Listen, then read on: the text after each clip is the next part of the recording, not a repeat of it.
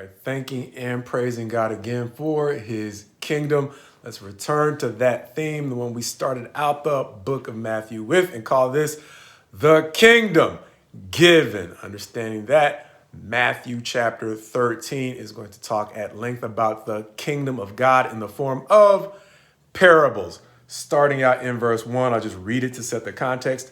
That same day, Jesus went out of the house and sat beside the sea, and great crowds gathered about him, so that he got into a boat and sat down.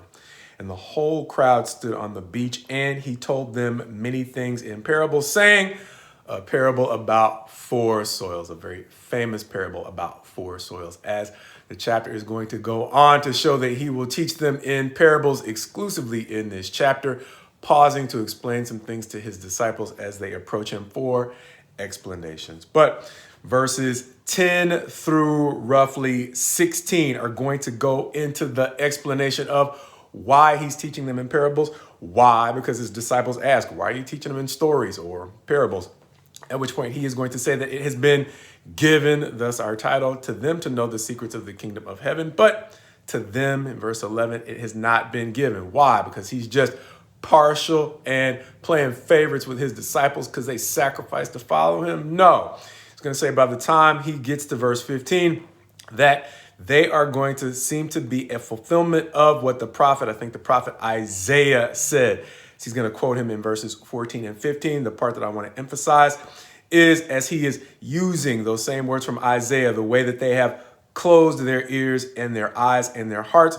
He is going to say it is not at random, but at the end or middle of verse 15, he is going to say, in their eyes, they have closed, much like Pharaoh before God hardened his heart, got into the habit of hardening his own heart to all of the miraculous things that he saw God do that emphasize God's call to let his people go. Likewise, his people are now in a condition where they are closing their eyes to the things that God has tried to show them. And now they have reached a point where his disciples are those who, by and large, maybe not so much Judas, are those who have left their eyes open to the things that they have seen up to a point where now God is willing to show them even more miraculous or the deeper wisdom of God, or at least regarding his plan for his nation going ahead.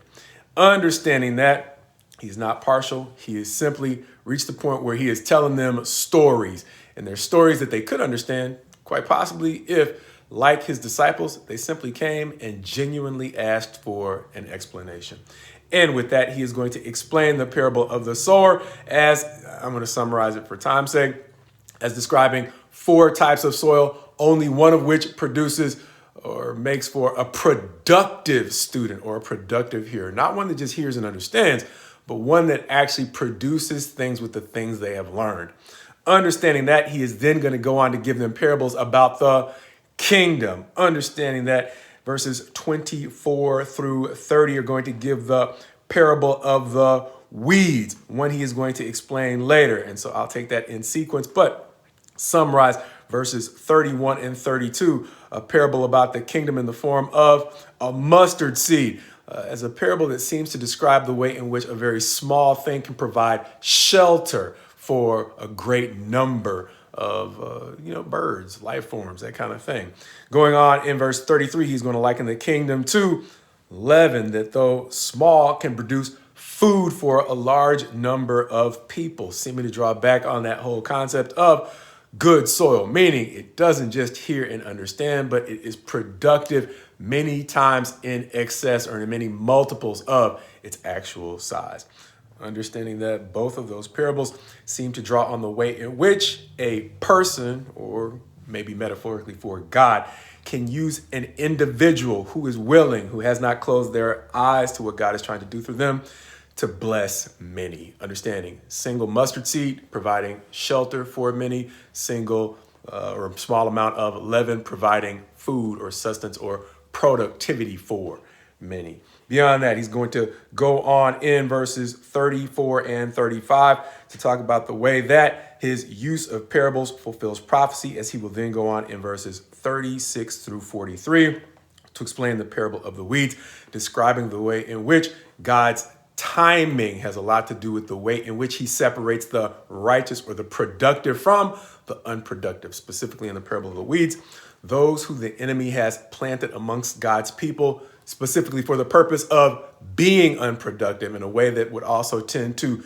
detract from their productivity. Beyond that, he's going to talk about in verse 44, the parable of the hidden treasure, likening the kingdom to one who understands value, meaning finding a treasure in the field. He realizes that the kingdom is valuable enough to go and sell everything he has in order to get the field that contains the treasure. Likewise, to seemingly reiterate that, verses 45 and 46 are going to tell the parable of the pearl of great value. This time a merchant, somebody who is used to looking for pearls of value, finds one of great enough value that he likewise realizes it's worth selling everything he has to get that pearl. Going on, he is going to liken the kingdom of God in verses 47 through 50 to an individual bringing in a dragnet. And much like the parable of the weeds, that dragnet brings in all kinds of fish, at which point he is going to sort the good from the bad, metaphorically, the evil from the righteous.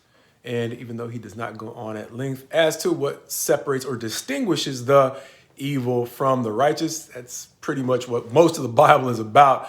The Old Covenant is the foundation for the Sermon on the Mount, kind of seen best through the lens of the Golden Rule. He is going to give one final parable that seems to bring the chapter full circle, as he is once again going to talk about what seems to be a productive listener. This time, a scribe that is prepared for the kingdom of God, likening that scribe to, the master of a house who brings forth treasures, both new and old. And I cannot say that this is literally what it means, but I do know that the best scribes, or those who he commended in the line of Levi toward the end of the minor prophets, were those who seemed to have a firm grip on the old covenant, a firm enough grip that they not only had a trivial understanding of the facts of the old law, but they had a solid enough understanding of the old law that the Spirit could guide them into a healthy understanding of the things that God was planning to do moving forward. Thus, the value of the prophets. So understanding that, he is going to take all of that wisdom back to his hometown, where they're going to see the wisdom. They're going to understand the value of all the great works that he's done, and they're going to choose to simply be offended.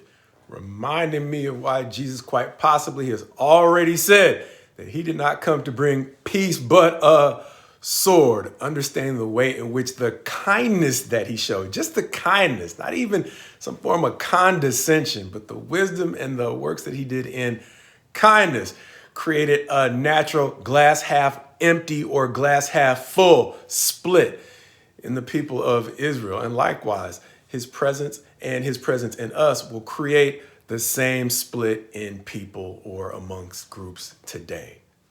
With his trip to his hometown at the end of Matthew chapter 13, seeming to prove why he spoke to them in parables at the beginning of chapter 13, as that same split had developed between most of those in the crowd and his disciples, those who had chosen to close their eyes and quite possibly, like the Pharisees by now, look for the worst in even the best and the kindest things that he was doing, as opposed to his disciples and others who were receiving healing because they saw the potential in what he was doing.